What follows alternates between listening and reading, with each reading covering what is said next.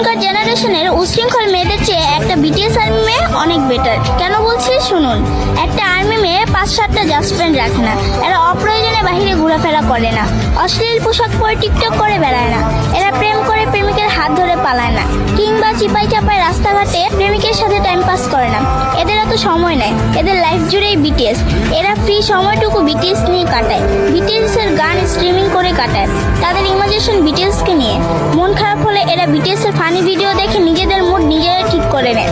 এরা অযথা স্টাইল করে বাহিরে ঘোরাফেরা করে না, ছেলেদের অ্যাটেনশন পিক করে না, এরা রুতুপুতু পছন্দ করে না, আর ওরকম ভাবে ছেলেদেরকে পাত্তাও দেয় না। এখন বলবেন তারা কি বিটিএস এর জন্য আজীবন সিঙ্গেল থাকবে?